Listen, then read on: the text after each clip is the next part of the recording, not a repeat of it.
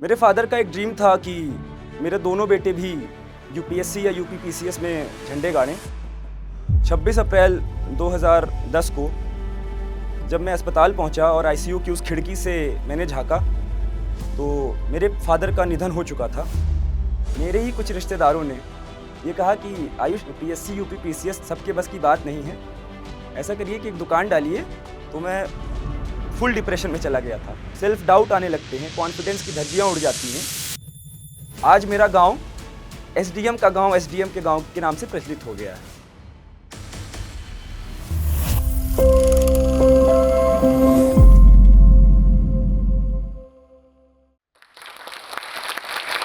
मेरी उम्र लगभग 12 साल रही होगी। रविवार का दिन था। मुझे ये खबर मिलती है कि मेरे पिता, जो कि एक पीसीएस अधिकारी थे, उनका रोड एक्सीडेंट हो गया है। रविवार होने के बावजूद भी उनके अंदर इतना डेडिकेशन था कि वो अपनी एक मीटिंग अटेंड करने अपने कार्यस्थल गए थे। 26 अप्रैल को मैंने आईसीयू की उस खिड़की से देखा, मेरे पिता का निधन हो चुका था और उन्हें 4-5 लोग घेर के खड़े थे। 16 साल बाद पीसीएस 2024 की परीक्षा में मैंने अपने पिता का मान बढ़ाया और रैंक 10 लाकर डिप्टी कलेक्टर का पद हासिल किया। तो मुझे लगता है कि आज मेरे परिवार का समय वापस लौट आया है। नमस्कार जोश टॉक के श्रोताओं, मेरा नाम आयुष पांडे है और ये जर्नी जितना आसान लगती है उतनी थी नहीं। मैं आपको थोड़ा पीछे ले चलता हूँ। मैं डेहरा पांडे कपूरवा नामक ग्राम से आता हूँ, जो कि अमेठी में है। और गाँव की पृष्ठभूमि से आने के चलते मेरे फादर ने हमें शुरू से ही प्रतापगढ़ और प्रयागराज जैसे जिलों में शिक्षा प्रोवाइड करवाई। सन 2008 में मैं प्रयागराज आ गया था और मेरे फादर भी एक पीसीएस अधिकारी थे और गाँव से आने के चलते उन्हें ये पता था कि शिक्षा जो है कैसे किसी परिवार का भाग्य बदल सकती है। लेकिन दुर्भाग्यपूर्ण 24 अप्रैल 2026 को रविवार के दिन एक मीटिंग में जाते वक़्त उनका रोड एक्सीडेंट हो गया था। जब वो आईसीयू में आ रहे थे प्रयागराज में, तो उन्होंने हमसे मिलने की इच्छा प्रकट की थी एक बार।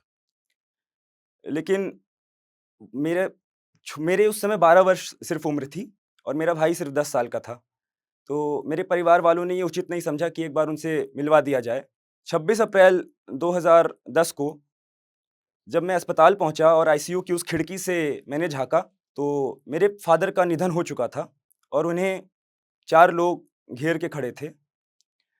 पिता के रहने तक आप जिस प्रोटेक्शन में रहते हैं, चार दीवारी में रहते हैं, पिता के जाने के बाद वो साया हट जाता है और फिर आपको समाज का असली चेहरा पता चलता है। मेरे फादर पीसीएस अधिकारी ज़रूर थे और जब उनसे लोग मिलने आते थे तो सर, बाबूजी और अपना बहुत प्रॉपर्ली ग्रीट करना, ये सब रहता था। वो माहौल भी मैंने देखा है और पिता के जाने के बाद कैसे लोग मुँह मोड़ते हैं, ये भी मैंने देखा है। मेरे पिता की पेंशन मिलने में मुझे 8 साल लग गए मेरे परिवार को और मेरी माताजी, मैं, मेरे बड़े पापा, हम सिर्फ़ दफ़्तर के चक्कर काटते रहते थे। वहाँ के कर्मचारी कहते थे कि कभी एक कागज़ कम है, आज साहब नहीं बैठे हैं और इस तरह करते-करते 8 साल तक हम लोग ने स्ट्रगल किया। मेरे फ़ादर का एक ड्रीम था कि मेरे दोनों बेटे भी यूपीएससी या यूपीपीसीएस में झंडे गाड़ें।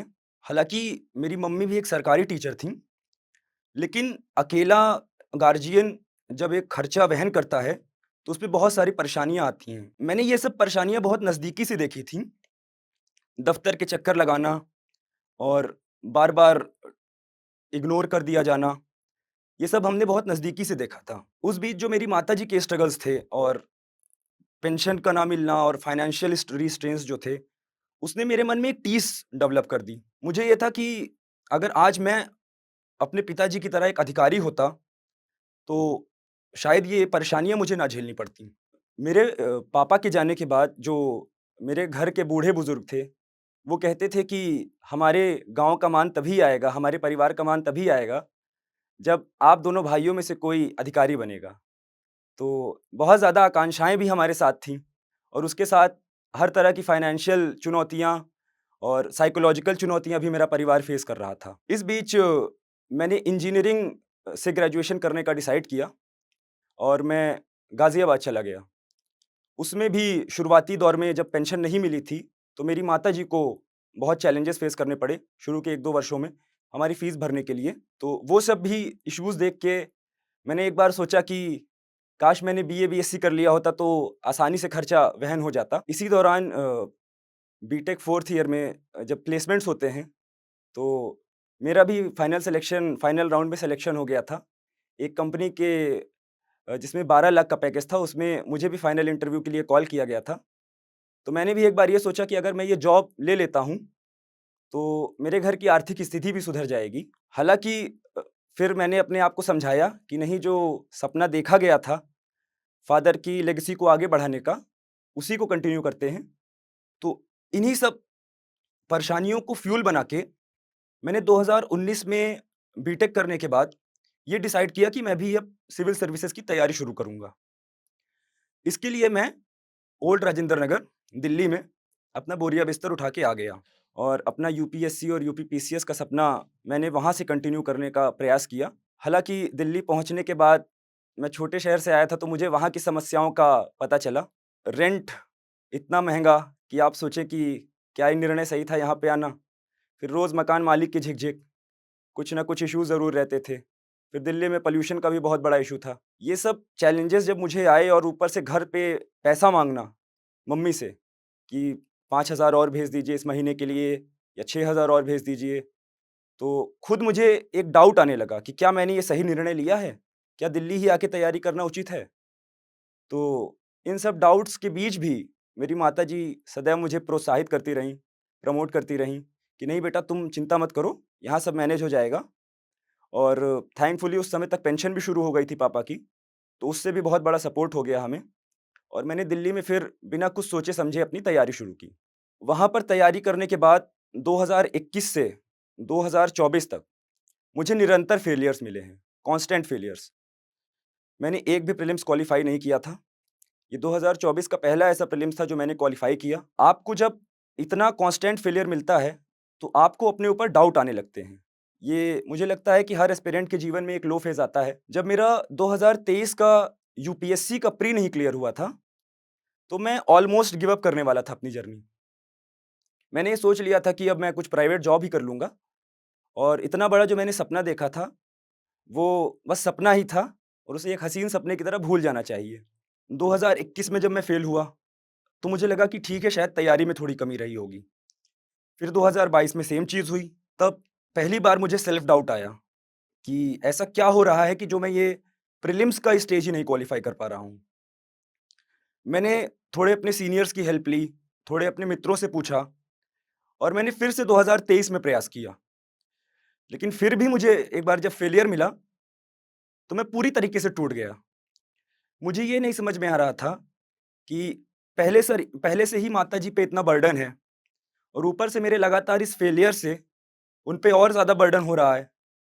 4 लोग कुछ भी सुना के चले जाते हैं, तो ये सब कसक मेरे मन में थी, लेकिन जब आप फेल होते हैं, तो आप किसी को जवाब नहीं दे पाते हैं। 2023 में फेल होने के बाद मैं एक तरीके से डिप्रेशन में चला गया था। मुझे लगता था कि ये एग्ज़ाम मेरे लिए बना ही नहीं है और मैं ऑलमोस्ट अपनी जर्नी गिव अप करने वाला था। इस बीच आपके जो साथ के लोग होते हैं, जैसे मेरे केस में मेरे भाई साहब थे छोटे, उन्होंने मुझे बड़ा प्रमोट किया, प्रोवोक किया, मतलब झकझोर दिया उन्होंने।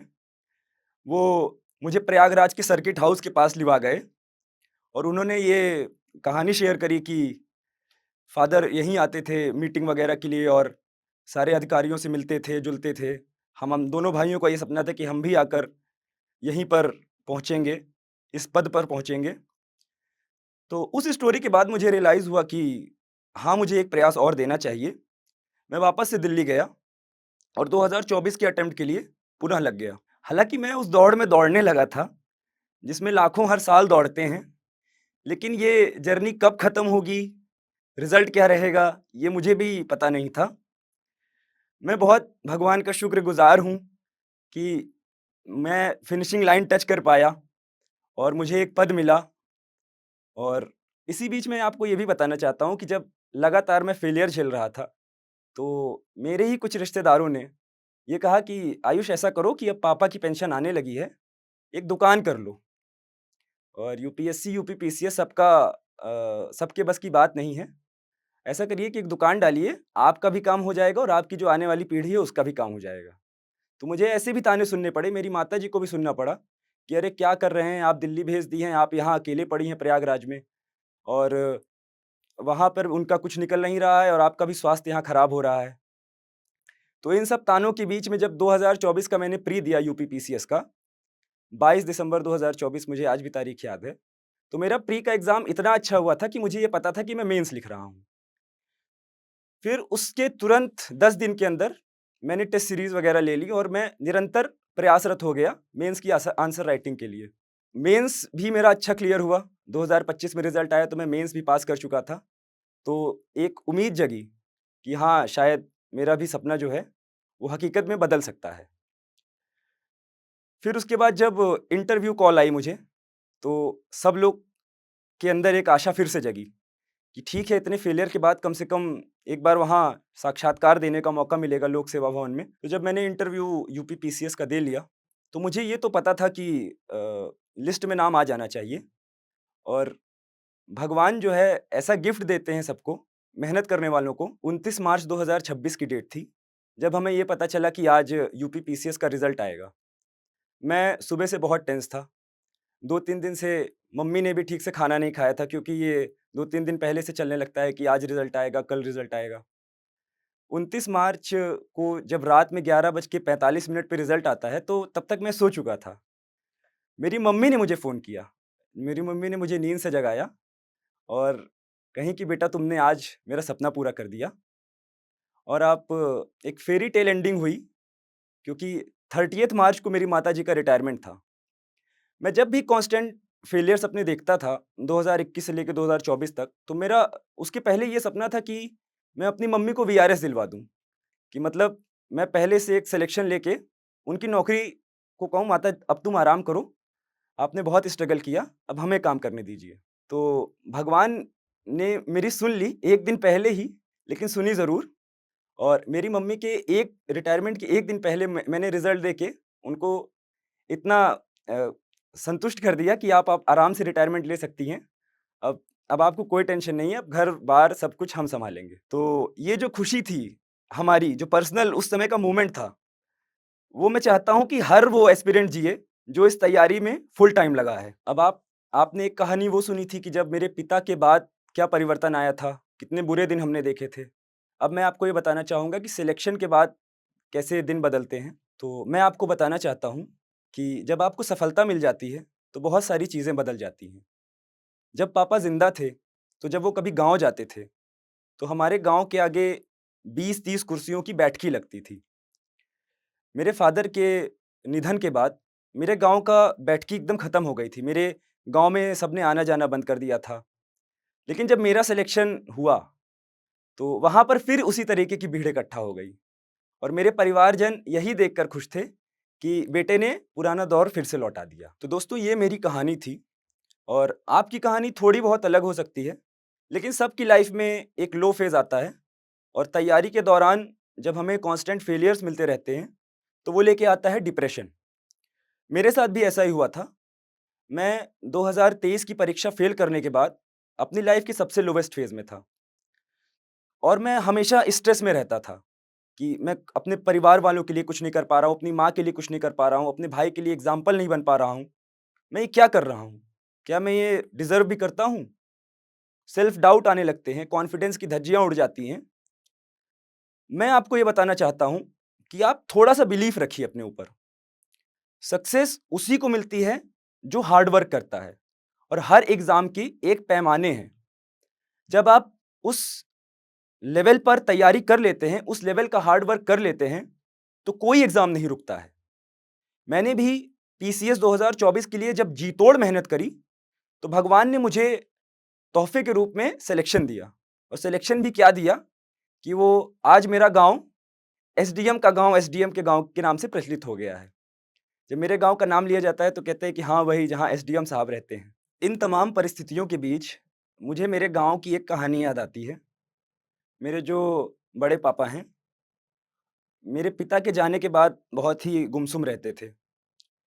उन्हें जब ये पता चला कि मैं भी इसी तैयारी की भाग-दौड़ में जाने वाला हूँ, तो उन्होंने कहा कि बेटवा हमका पूरा भरोसा है कि जौन साहब वाला दिन रहा तो ओका वापस लौबिया।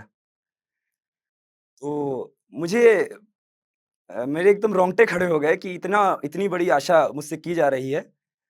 तो मेरा ही सपना नहीं था ये, मेरे पूरे परिवार का सपना था इस पद की प्राप्ति। पिताजी के जाने के बाद जो लोग हमसे वास्ता रखना बंद कर दिए थे, जिन्होंने हमारे दरवाजे पे दस्तक देना बंद कर दिया था, जिनसे हमें बहुत ज़्यादा उम्मीद थी कि ये ऐसे खराब समय में हमारी हेल्प करेंगे, वो और आना बंद कर दिए थे।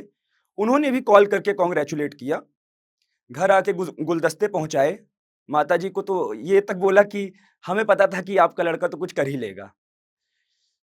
तो ये जब चेंजेज़ आप देखते हैं, तो आपको ये समझ में आता है कि लोग असल में सिर्फ़ उगते सूरज को ही प्रणाम करते हैं। फेलियर्स इतने थे कि मम्मी से पैसा माँगने में भी शर्म आती थी। मुझे लगता था कि दिल्ली इतनी महँगी है, कहीं मैं गलती तो नहीं कर रहा हूँ, मैं फिर से उसी मझधार में आ गया हूँ। इस बार फेल हो गया तो कैसे मुँह दिखाऊँगा? जब आप फेल होते हैं तो आपका 1 साल पूरा बर्बाद होता है। इस बीच आपकी उम्र बढ़ती जाती है। आपको ये लगता है कि अब जब आपके सारे दोस्त आगे निकल रहे हैं, तो आप अभी भी वहीं खड़े हैं, ज़ीरो पे। उस समय मुझे लगता है कि आपकी ज़िंदगी में 1-2 दोस्त ऐसे होने चाहिए, जो आपको उस डिप्रेशन से, उस लूज़िंग मोमेंट से बाहर निकाल सकें। मेरे भी जीवन में एक मित्र ऐसे थे। जब मैं पैसे माँगने में मम्मी से संकोच करता था और मैं ये बात उनसे शेयर करता था अपने मित्र से, तो उन्होंने मुझसे कहा कि, "अरे आयुष, तुम ऐसा करो, मुझसे कुछ पैसे ले लिया करो, लेकिन तुम तैयारी जारी रखो।" तो मेरे मित्र सचिन शर्मा जो पीएचडी कर रहे थे, उन्होंने मुझे बहुत प्रमोट किया। तो इतना जब आपको हेल्प मिल जाती है, जब कोई इतना कह भी देता है, तो आप पुनः फिर से पूरा ज़ोर लगाते हैं और मैंने फिर से यही किया। मैंने अपनी गलतियों पे फिर से काम किया, खुद की जो कमियाँ थीं उसको री-स्ट्रैटेजाइज़ किया। मैंने देखा कि मेरा प्रीलिम्स ना निकलने का कारण मेरा पीवाईक्यू इग्नोर करना है। मैं सिर्फ़ पढ़ता था, मैं पीवाईक्यू इग्नोर करके बस टेस्ट सीरीज़ लगाता जाता था। तो मैंने इसमें सुधार किया। तो मैं जो मेरे अब आके आगे के फेलो एस्पिरेंट हैं, उनको यही कहना चाहूँगा कि आप बिलीफ रखिए अपने ऊपर, परसिवरेंस मत छोड़िए और हार्ड वर्क पे भरोसा करिए। अगर आप ये तीनों चीज़ कंटिन्यू करते हैं, तो आपको सक्सेस अवश्य मिलेगी। तो अब बात करते हैं स्ट्रैटेजी की, क्योंकि मेरी जर्नी काफ़ी लंबी रही। मैं 2021 से प्रयासरत था और मुझे लगातार फेलियर्स देखने को मिल रहे थे। तो मैं अब आपको ये बताऊँगा कि मैंने कुछ चेंजेस ऐसे क्या किए, जिससे मुझे इतनी बेहतरीन सफलता मिली। तो सबसे पहले प्री के लिए मैं ये बताना चाहूँगा कि आपको घटना चक्र पे आज भी कमांड करना पड़ेगा। लोग कहते हैं कि यूपी पीसीएस में अब घटना चक्र की ज़रूरत नहीं है, तो मैं ये बताना चाहूँगा कि आज भी जो 4 घटना चक्र हैं, हिस्ट्री, ज्योग्राफी, पॉलिटी और साइंस, इन पे तो आपको कमांड करके चलना ही चाहिए। आप इंडेक्स में ये लिख दीजिए कि पीछे कितने क्वेश्चंस पूछे गए हैं, फिर जिसमें जितने ज़्यादा क्वेश्चंस हों, उस चैप्टर को उतनी प्रायोरिटी दीजिए। दूसरा, मैं ये बताना चाहूँगा कि मेंस में जो आपको बेहतरीन सक्सेस दिला सकता है, वो है आंसर राइटिंग। मैंने अपने यूपी पीएससी मेंस 2024 के अटेम्प्ट के लिए कम से कम 45 से 50 टेस्ट अटेम्प्ट किए थे। तो उससे क्या होता है कि आपको लिखने की बहुत अच्छी कला आ जाती है, टाइम मैनेजमेंट आ जाता है। आपको ये पता रहता है कि मुझे कहाँ पे डायग्राम का यूज़ करके आंसर में आगे बढ़ जाना है, कहाँ पे एक मैप डाल देना है और कहाँ पर सिर्फ़ धारा प्रवाह लिखना है। बेसिक आंसर राइटिंग में इंट्रोडक्शन और कंक्लूजन बहुत मस्ट होता है और बहुत सारे कैंडिडेट्स उसी को स्किप कर देते हैं। या तो वो सीधे आंसर लिखने लगते हैं या सिर्फ डायग्राम बनाकर चले आते हैं। तो मैं आपको ये बताना चाहूँगा कि जो प्रॉपर फ्लो है, इंट्रोडक्शन, बॉडी, कंक्लूजन, वो तो आपका मस्ट है। उसके साथ-साथ वैल्यू एडिशन में आप डायग्राम्स बना सकते हैं, फ्लो चार्ट्स बना सकते हैं, हब एंड स्पोक मॉडल और किसी भी तरीके का मैप, ये सब आप ऐड कर सकते हैं। इससे क्या होगा कि आपकी कॉपी जो है वो प्रेज़ेंटेबल लगेगी और नॉर्मल जो आपके फेलो एस्पिरेंट्स हैं, जो आपके फेलो कॉम्पिटिटर्स हैं, उनसे आपको 1-2 मार्क्स अगर एक क्वेश्चन में ज़्यादा मिल जाएँगे, तो आपकी रैंक उतनी ही ऊपर चढ़ेगी। तो ये सब आप करके मेंस को क्लियर कर सकते हैं। इंटरव्यू स्टेज में जैसे मैंने पहली बार इंटरव्यू फेस किया था, तो मैंने करीब 5 से 6 मॉक्स दिए थे। मुझे कई मेरे सीनियर्स ने कहा कि मॉक्स आप कम दीजिए, क्योंकि उससे क्या होता है कि आप आपकी पर्सनैलिटी में थोड़ा चेंज आ जाता है। आप नेचुरल नहीं रहते, फ्री फ्लोइंग नहीं रहते। तो मुझे लगता है कि ऐसा ज़रूरी नहीं है, वो एस्पिरेंट टू एस्पिरेंट वेरी करता है। जैसे मेरे कई मित्रों ने जिन्होंने रैंक लाई, उन्होंने एक भी मॉक नहीं दिए। लेकिन मैंने करीब 5 से 6 मॉक अलग-अलग इंस्टीट्यूट्स के दिए और वो मेरे लिए काम किया। तो आप भी ये कर सकते हैं क्योंकि जितने आप विविड पर्सनैलिटीज़ से मिलेंगे, जितने लोगों से मिलेंगे, उतने आपको अच्छा फीडबैक मिलेगा अपना। फिर उसके बाद इंटरव्यू की तैयारी के दौरान आप ऐसे एज पे खड़े रहते हैं कि उसके पार आप हीरो हैं, नहीं तो आप वापस ज़ीरो हैं। तो मेरे साथ भी कुछ ऐसा ही था, मैं बहुत डरा हुआ था क्योंकि मेरा फर्स्ट इंटरव्यू था ये। तो मैंने इसके लिए भी बहुत प्रिपरेशन किया क्योंकि मैं इसे अपना फाइनल अटेम्प्ट बनाना चाहता था। तो ये थी मेरी कहानी और मेरी स्ट्रैटेजी जो मैंने फ़ॉलो की। मुझे आशा है कि आपको मेरी कहानी से मोटिवेशन मिला होगा। मैं बस यही कहना चाहूँगा कि अगर आप लगातार अपना हार्ड वर्क करते रहते हैं, फेलियर्स के बावजूद परसिवरेंस अपना बनाए रहते हैं, तो ये मान के चलिए कि आपको सक्सेस ज़रूर मिलेगा और फिर वो ऐसा मिलेगा कि आपकी जो जितने पुराने बैकलॉग्स थे, लगातार जो फेलियर मिले थे, जितने लोगों ने ताने दिए थे, वो सब खत्म हो जाएगा। आपकी सक्सेस ही इतनी बड़ी हो जाएगी कि वो बाकी फेलियर्स को ढक देगी। मैं अपनी कहानी का अंत रामधारी सिंह दिनकर की कुछ पंक्तियों के साथ करना चाहता हूँ। है कौन विघ्न ऐसा जग में, टिक सके वीर नर के मग में, खम ठोंक ठेलता है जब नर, पर्वत के जाते पांव उखड़, मानव जब जोर लगाता है, पत्थर पानी बन जाता है। अंत में मैं जोश टॉक्स जैसे प्लेटफॉर्म को धन्यवाद देना चाहूँगा, जिन्होंने मुझे ये मौका दिया कि मैं अपनी जर्नी से दूसरों को भी इंस्पायर कर सकूँ। और मुझे आशा है कि मेरी जर्नी से इंस्पायर होकर आप भी जल्दी इस स्टेज पर आएंगे और अपनी कहानी से दूसरों को इंस्पायर करेंगे।